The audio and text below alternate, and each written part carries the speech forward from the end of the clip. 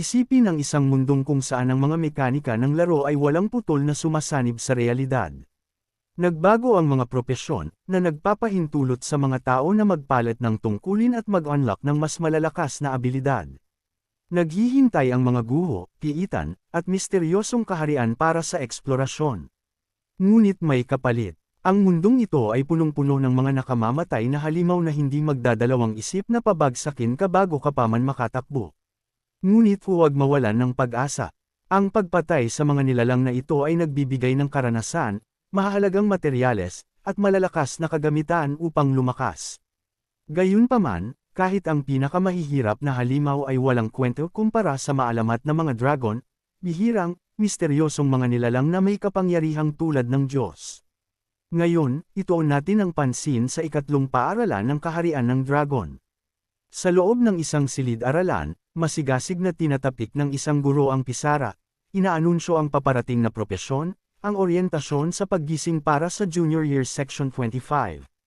Pinaalalahanan niya ang mga mag-aaral na ang kaganapang ito ay hindi lamang tungkol sa kanilang mga pagsusulit sa unibersidad. Ito ay tutukoy sa kanilang tagumpay sa hinaharap. Ang ilang mga mag-aaral ay nag-iisip ng malalim habang ang iba ay nakikinig ng matamang mata. Ipinaliwanag ng guro na sa teorya, ang proseso ng paggising ay random. Gayunpaman, hinihikayat niya ang lahat na maniwala sa kanilang sarili. Ang matatag na kagustuhan ay maaaring magbigay sa kanila ng isang malakas na propsyong pang-combat.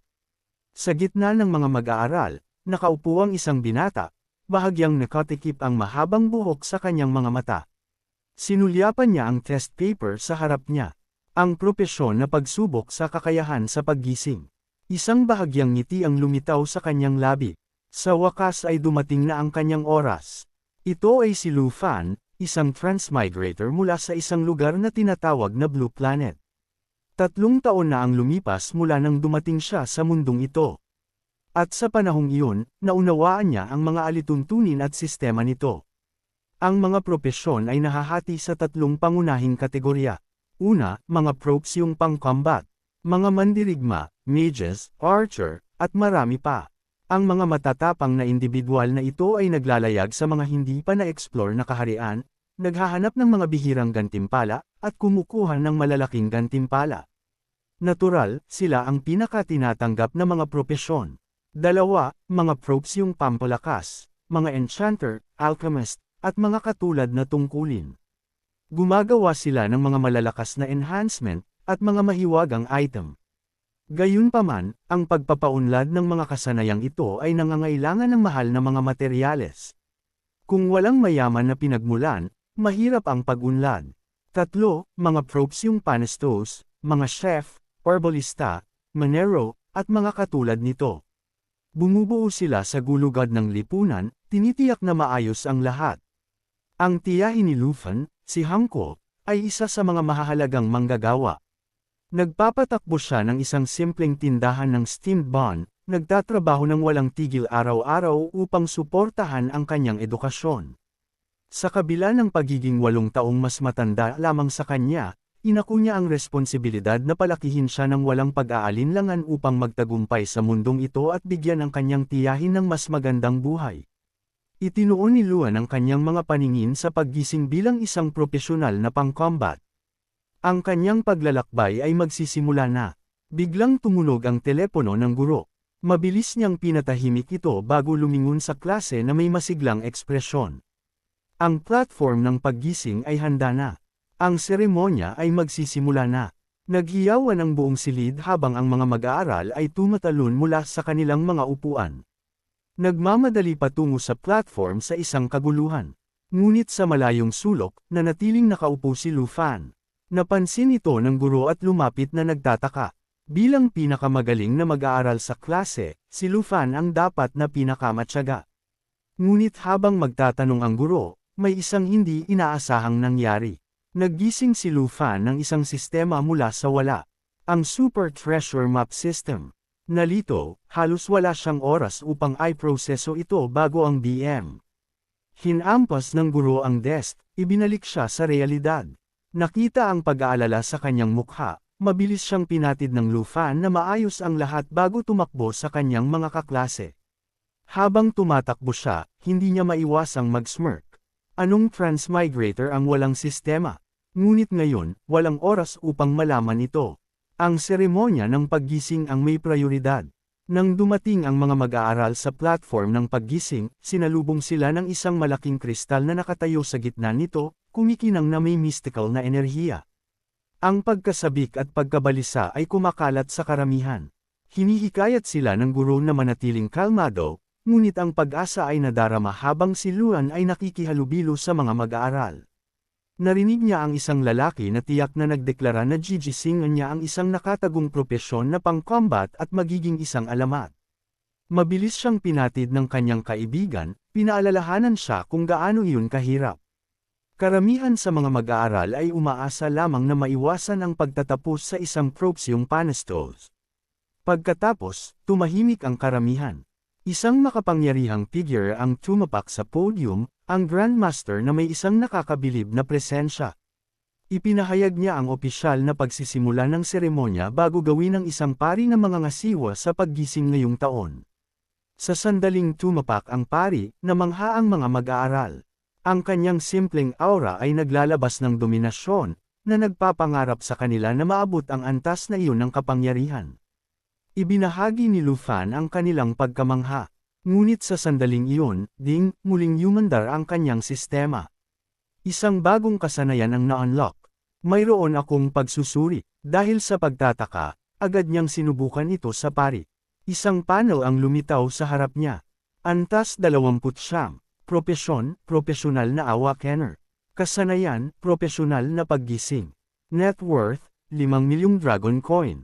Napanganga si Lufan, 5 milyon. Gaano man kahirap magtrabaho ang kanyang tiyahin. Kahit na nagbenta siya ng mga bonds sa buong buhay, hindi siya kailanman magiging malapit sa ganoong uri ng kayamanan. Bago siya mag-isip pa, ang boses ng headmaster ay umugang sa platform. Tumahimik. Ang seremonya ng paggising ay magsisimula na. Ang pagkasabik ay umabot sa rurok habang tinawag niya ang unang pangalan. Jin Tao, ang pinakamagaling na mag-aaral sa kanilang seksyon. Ang lahat ng mata ay bumaling kay Jin Tao. Kumalat ang mga bulungan sa karamihan. Ang lahat ay nagtataka kung gigisingan niya ang isang malakas na propesyonal na pang-combat. Sa kanyang mataas na katangian, ang mga pagkakataon ay pabor sa kanya. Kahit na ang proseso ay dapat na random, alam ng lahat na ang mas malakas na stats ay nangangahulugang mas magandang pagkakataon. Sa sandaling tumapak si Jin Tao sa entablado, nagwala ang mga babae, nag-aalok sa kanya ng mga pag-amin at paghanga.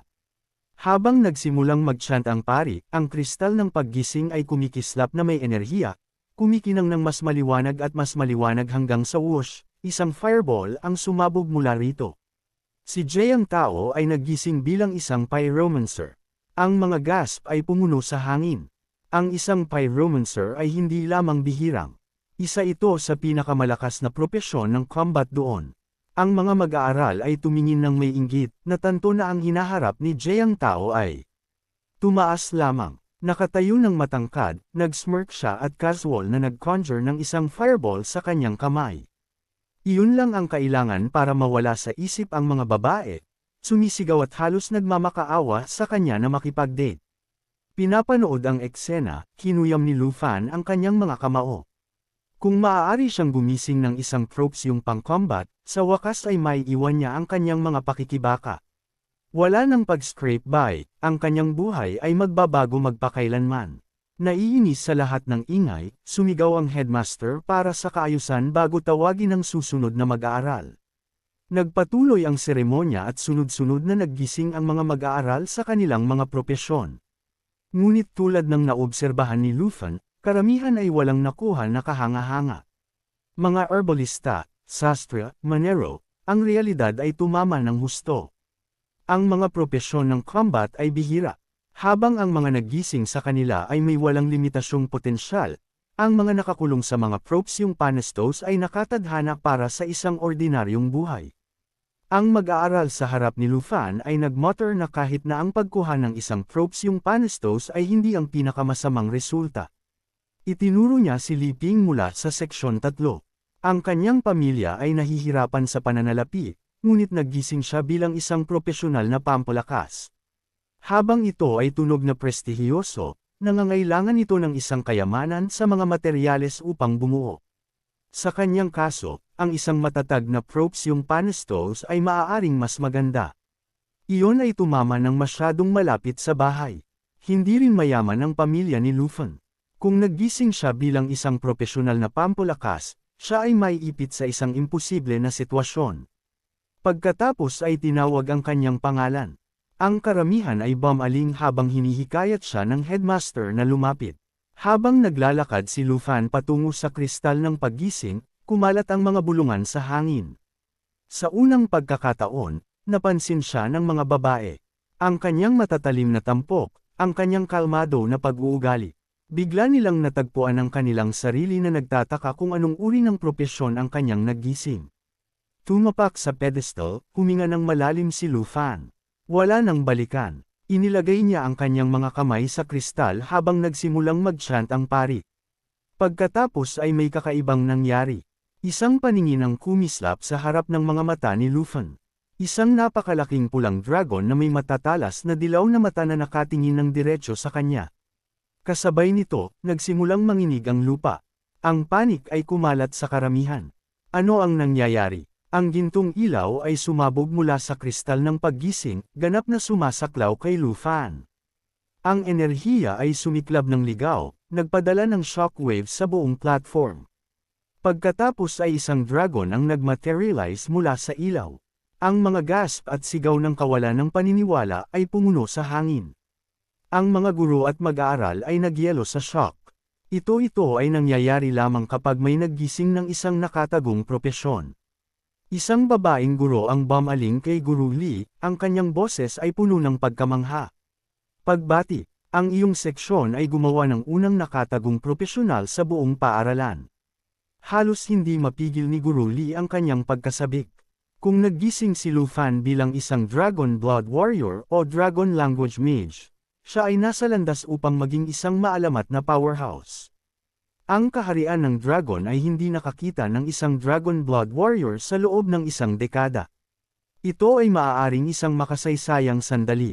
Ang dragon na lumulutang sa itaas ni Lufan ay naglabas ng isang earthshaking na dagandong.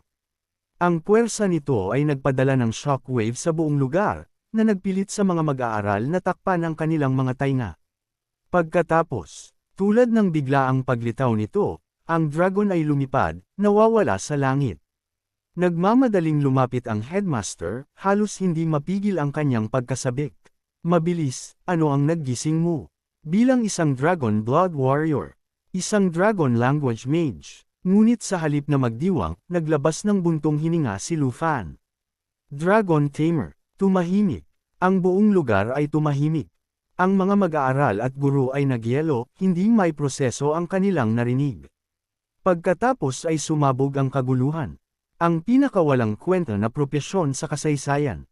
Ang malakas na boses ng headmaster ay umugang sa platform ng paggising. Hindi siya nag-iisa.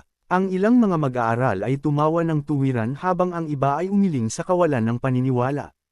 Isang Dragon Tamer, ang pinakamahina na nakatagong propesyon.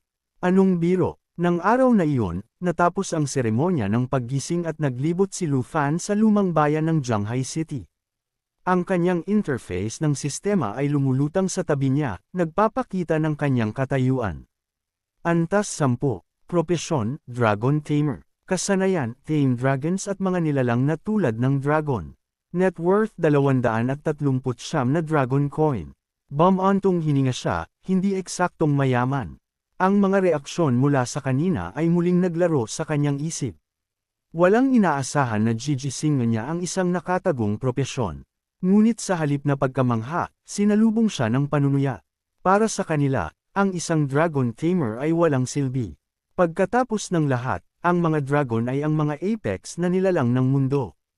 Sino ang posibleng makapag-tame ng isa? Kahit na may bihirang paggising, ang kanyang hinaharap ay tila walang pag-asa. Habang naglalakad siya, narinig niya ang isang grupo ng mga mag-aaral na pinag-uusapan pa rin ang kanyang propesyon. Hindi ko maintindihan. Kung ang Dragon Tamer ay isa sa tatlong pangunahing nakatagong propesyon, bakit ito itinuturing na napakahina?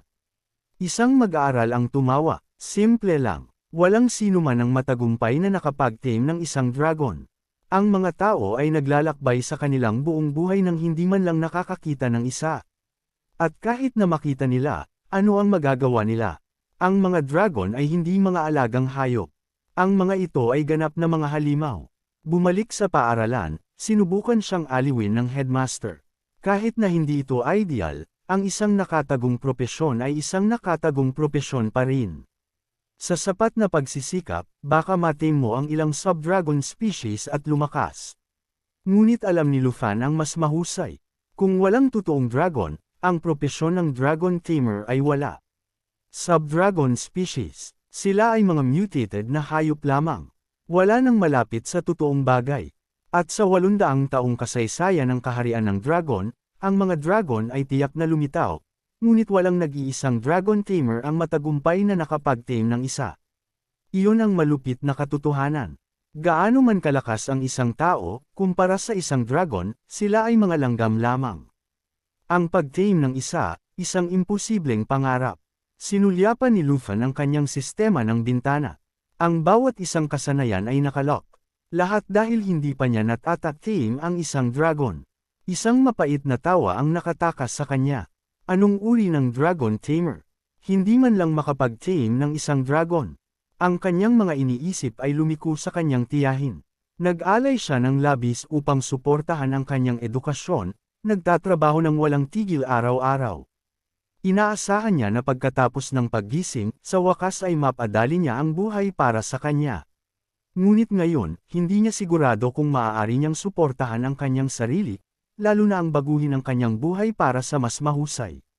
Nawala sa pag-iisip, halos hindi niya napansin ang kanyang paligid hanggang sa bigla niyang natagpuan ang kanyang sarili na nakatayo sa harap ng kanyang bahay.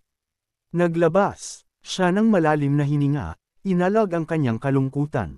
Walang saysay na magpakita na mukhang miserable. Naglalagay ng isang sapilitang ngiti, itinulak niya ang pinto. Umuwi na ako. Bago pa man siya makagawa ng isa pang hakbang, isang blur ng paggalaw ang lumipad patungo sa kanya. Ang kanyang tiyahin na si Hanko ay halos hamampas sa kanya sa isang mahigpit na yakap. Bumalik ka na. Nagningning siya, kinuyam siya ng may pagkasabik. Halika, sabihin mo sa akin. Paano na? Anong propesyon ang naggising mo? Ang kanyang mga mata ay kumikislap na may pag-asa. Pagkatapos ng lahat, ang araw na ito ay dapat na isang malaking pagbabago para sa kanya. Nag-alinlangan si Lufan. Ang pamilyar na sakit ng pagkabigo ay tumama sa kanya muli. Ngunit bago pa man siya makapagsabi ng isang salita, si Han ay dahan-daw ang tinapik ang kanyang balikat. Makinig, sabi niya, ang kanyang boses ay malambot. Kahit na hindi ka gumising ng isang propesyon ng combat, okay lang iyon. Sa totoo lang, magiging kampante ako. Ang pag-iisip na tumatakbo ka sa pakikipaglaban sa mga mapanganib na halimaw araw-araw ay nakakatakot sa akin. Ngunit pinutol siya ni Lufan, bahagyang itinaas ang kanyang boses.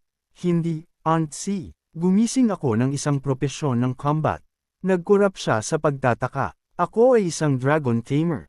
Sa sandaling umalis ang mga salita sa kanyang bibig, inihanda niya ang kanyang sarili para sa pagkabigo, marahil ay habag. Ngunit sa halip, ang buong mukha ni Hano ay nagliwanag na may kagalakan.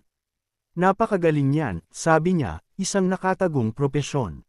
Hindi mahalaga kung hindi ka pa nakapag-tame ng isang dragon. Ibig sabihin lang nito ay malakas ka na. Bago pa man siya makapagreaksyon, muli siyang niyakap, kinuyam siya ng mahigpit. Kung magpasya kang mag-aral sa kolehiyo, patuloy kitang susuportahan, sabi niya. At kung ayaw mo, maaari mo akong tulungan sa pagpapatakbo ng tindahan ng steamed bun. Naramdaman ni Lufan ang isang bukol sa kanyang lalamunan. Ang init sa kanyang boses, ang matatag na pananampalataya na mayroon siya sa kanya, ito ay labis. Bigla siyang humila, ang mga kamay ay nasa kanyang balakang. Sige, sapat na ang pagmumapmak. Lumalamig na ang hapunan. Sa wakas ay tumingin sa mesa, si Lufan ay namangha. Nagluto siya ng isang piging. Walang paraan na makakain niya ang lahat ng ito ng mag-isa. Pagkatapos ng hapunan, bumagsak si Lufan sa kanyang kama, nakatitig sa kisame. Ang kanyang mga iniisip ay patuloy na lumulutang pabalik kay Hano. Siya ay 26 na taong gulang lamang. Gayunpaman, nagtatrabaho siya ng husto sa loob ng maraming taon. Naalala niya ang mga hiwa at pasa sa kanyang mga kamay, ang pagkapagod sa kanyang mga mata na hindi niya kailanman hinayaan na makita niya. Karapat-dapat siya sa mas mahusay. Kailangan niya siyang bigyan ng mas magandang buhay. Ngunit paano? Frustrated, kinuyam niya ang kanyang mga kamao at hinampas ang mga ito sa kama. Kung mayroon lang akong dragon.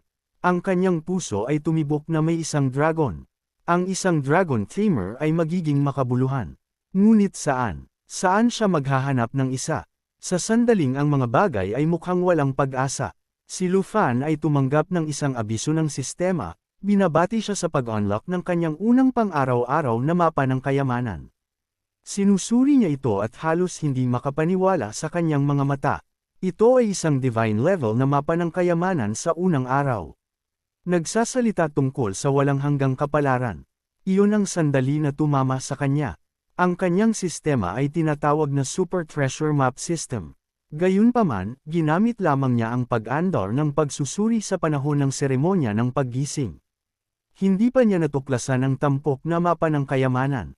Dahil sa pagtataka, tinapik niya ang icon at isang prompt ang lumitaw na nagpapaliwanag ng 4 na tiers ng mapa ng kayamanan: Beginner, Intermediate, Advanced, at Divine Level.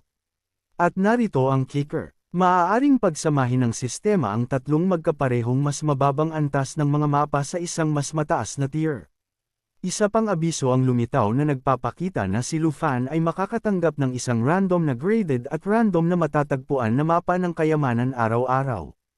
Mas mabuti pa, hanggat naabot niya ang itinalagang lokasyon, ang kayamanan ay direktang nakatali sa kanyang propesyon.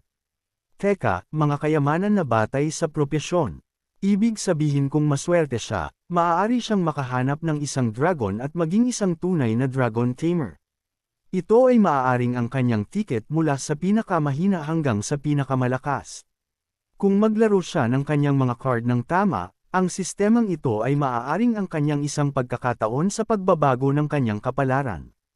Sa divine level na mapa ng kayamanan na ito, maaari itong maging kanyang gintong pagkakataon. Walang pag-aalinlangan, nag-click si Luan sa Divine Treasure Map. Isang malaking regional na mapa ang lumalabas sa harap niya, nagpapakita ng lokasyon ng kayamanan, Mount Sherbas. Hindi ito masyadong malayo mula sa Jianggai City, at kung makakakuha siya ng huling bus sa suburban ngayong gabi, darating siya ng maaga sa umaga. Kinabukasan, naggising ang tiyahin ni Lufan na nag-iinat habang naglalakad siya sa kusina. Binuksan niya ang ilaw at napansin ang isang tala sa hapagkainan. Dahil sa pagtataka, sumilip siya sa silid ni Lufan, walang laman.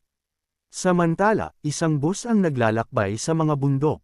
Kinuha niya ang sulat, binabasa ang kanyang mga salita. Siya ay patungo sa Mount Sherbas para sa isang bagay na maaaring ang kanyang tanging pagkakataon upang baguhin ang kanyang kapalaran bilang isang dragon tamer. Tiniyak niya sa kanya na huwag mag-alala at nangako na babalik siya kaagad. Bumalik sa Mount Sherbas, bumaba si Lufan sa bus, ganap na walang kamalayan na ang ilang mga kaina-hinalang figure ay sumusunod sa kanya. Hindi siya nakatuon sa kanila.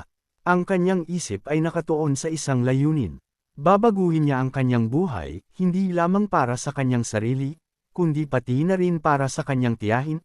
Sinuri ang mga labas, wala siyang nakikita kundi baog na lupain. Bago pa man siya makagawa ng isa pang hakbang, may bumangga sa kanyang backpack.